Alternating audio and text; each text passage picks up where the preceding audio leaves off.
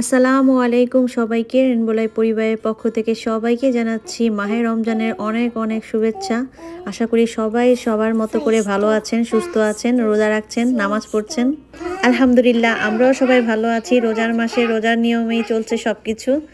আমরা যারা মুসলিম এই একটা মাস কিন্তু আমাদের জন্য খুবই উপযুক্ত সময় নিজেদের আত্মশুদ্ধি করে ইবাদত করা। সব কিছুই জানি বুঝি অথচ দেখেন ইউটিউব নিয়ে থাকি। তো ইউটিউবে যদি আমি 1 সেকেন্ডও যদি ব্যয় করি সেটাও কিন্তু আমার পরকালের জন্য লস। কিন্তু শয়তানের দোষ দিয়ে কোনো লাভ নেই, কারণ বড় শয়তান আমি নিজেই। কারণ সত্যিই তো শয়তানের তো কোনো দোষ নেই, দোষ আমার। কেননা আজ ইউটিউবিং করছি দেখে ভয়েস দিচ্ছি, এটা নিয়ে পড়ে আছি, কিন্তু রোজার সময় হয়তোবা মন যদি স্থির না থাকে তাহলে দেখা যাচ্ছে হয়তোবা আমি ইউটিউবিং করছি না, সেক্ষেত্রে দেখা যাচ্ছে আমি অন্য কিছু নিয়ে ব্যস্ত। তো এভাবেই দিনটা যায়। তবে মনে মনে নিজেকেই জাজ করি, যখন ইউটিউবিং করি তখন নিজেকে নিজেই বলি যে ইউটিউবিং করতে আমি টাইম দিচ্ছি অথচ আল্লাহর নাম নিচ্ছি না। সেক্ষেত্রে ভয় মনে ঢোকে, এরপরে কিন্তু আল্লাহর সাথে কথা বলি, আল্লাহর কাছে দোয়া চাই, নিজের পাপ মুক্ত রাখার জন্য চেষ্টা করি এবং আল্লাহকে আমার যে আমি পাপ করেছি জীবনে সেগুলো ক্ষমা করার জন্য আল্লাহর কাছে ক্ষমা প্রার্থনা করি। আর বিরাট একটা ভাষণ দিলাম। আর এখন দেখতেই পাচ্ছেন বৃষ্টি পড়ছে। সকালবেলা যখন মেয়েকে স্কুলে পাঠাই তখন দেখছিলাম আকাশটা একদম কালো হয়ে আছে, ভাবছিলাম যে বৃষ্টি হবে, তাই হয়েছে। তবে ওয়েদার চেক করিনি, চেক না করে কিন্তু মাঝে মাঝে বোঝা যায় যে বৃষ্টি হবে কিনা। আমাদের বাসার সামনে এই কর্নার সাইডটায় কিছুটা ধুনি আমি ছিটিয়ে রেখেছিলাম এবং ঢেকে রেখেছিলাম। তো বৃষ্টি আসছে দেখে আমি ওই ঢাকনাটা সরিয়ে দিলাম, ভাবলাম বৃষ্টিতে পানিটা পাবে আর গাছ গজাতেও কিন্তু সাহায্য করবে।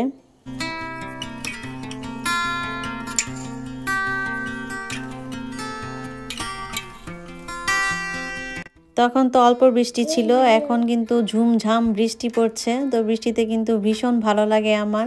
রহমতের মাসে রহমতের বৃষ্টি, বৃষ্টির দিকে যদি আমরা তাকিয়ে আল্লাহর কাছে দোয়া প্রার্থনা করি, আল্লাহ কিন্তু দোয়া কবুল করে নেয়। তো আল্লাহ যেন আমাদের সকল গুনাহ মাফ করে দেয়, আমাদের রোজা, আমাদের ইবাদত কবুল করে নেয়। আমিন।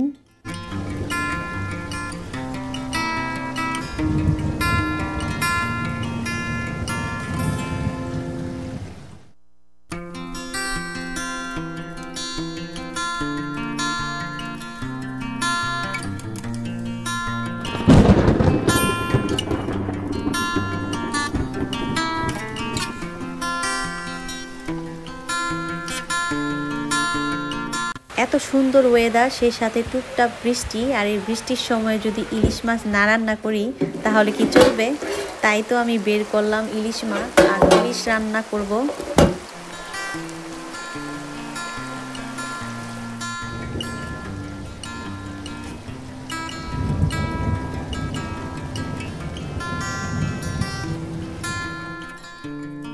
এদিকে আমার পানি পাগল ছেলেটা পানি ধরার জন্য আপ্রাণ চেষ্টা করছে, কিন্তু সে পানি কিছুতেই ধরতে পারছে না।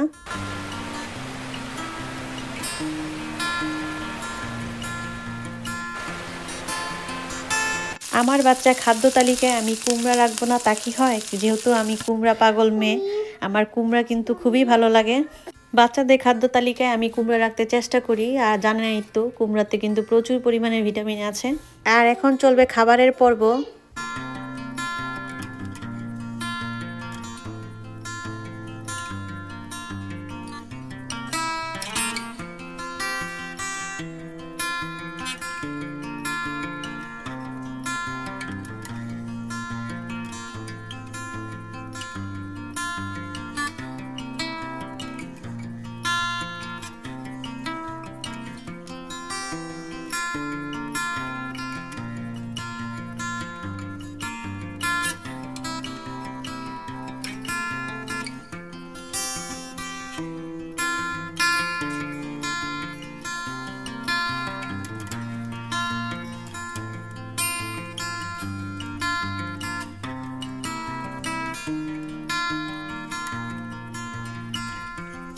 ছেলে আমার নিজের হাতে খেতে চায়, তবুও অনেক যুদ্ধ করে খাওয়া শেষ করে আবারও চলে আসলাম বৃষ্টি দেখতে।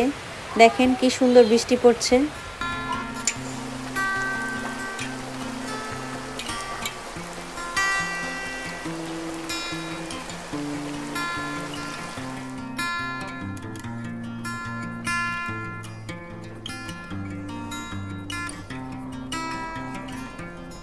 সকাল থেকে অনেক অলসতা কাজ করছিল, এরপরেও কিন্তু আস্তে আস্তে রান্নাঘরে আসতেই হবে, যেহেতু সবাই আমরা রোজাদার।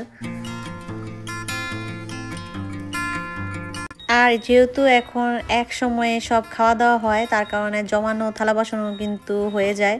আর আগে তো যখন তখন এক একজনে এক এক সময় খাওয়া দাওয়া করতো, যার কারণে সাথে সাথেই থালা বাসন ধুয়ে দিতাম। থালা বাসন ধোয়ার পর এখন বসলাম পেঁয়াজ নিয়ে। তো পেঁয়াজ ছুলবো আর পেঁয়াজ কিছুটা কেটে নেব, যেহেতু পেঁয়াজও খাই আর পেঁয়াজ আমাদের ঘরে অনেক লাগে, তাই পেঁয়াজগুলো বেশি করে আমি আজকে মানে ছাড়িয়ে রাখছি খোসা। আর অনেকগুলো পেঁয়াজ, দেখতেই পাচ্ছেন পেঁয়াজতে বেশি বেশি পেঁয়াজ না দিলে ভালো লাগে না, আর আমরা একটু পেঁয়াজ বেশিও খাই। তাছাড়া সব কিছুই তো ভুনা ভুনা করি, আজকে গরুর মাংস রান্না করব সাথে ইলিশ মাছ, সেক্ষেত্রে পেঁয়াজটা বেশি লাগবে। এতগুলো পেঁয়াজ কাটার পরও কিন্তু আরও কেটেছিলাম রান্নার সময়। আর এই তো সেই ইলিশ মাছ, এই ইলিশ মাছ কিন্তু দেখেন কেমন সবুজ হয়ে আছে, মানে পিত্তিটা গলে গেছে।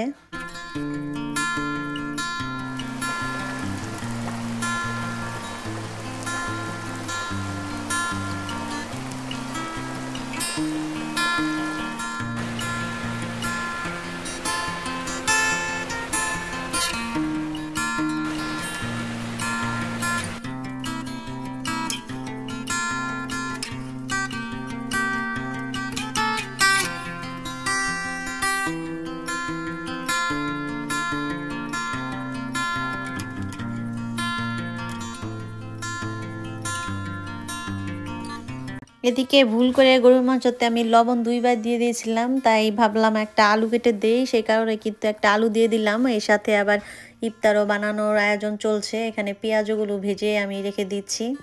যত রকমের ভাজা পোড়া আমি একসাথেই করে ফেলি এই বড় কড়াইতে, তাতে আমার সুবিধা হয়, বেশি সময় লাগে না।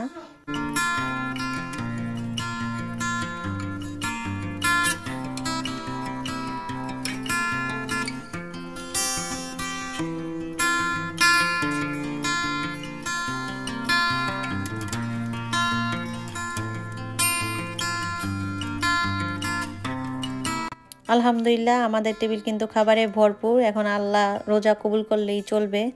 খাবার সব তো আয়োজন করা শেষ, সাথে ইলিশ মাছ দেখিয়ে আজকের মতো এখানেই বিদায় নিচ্ছি। আল্লাহ হাফেজ।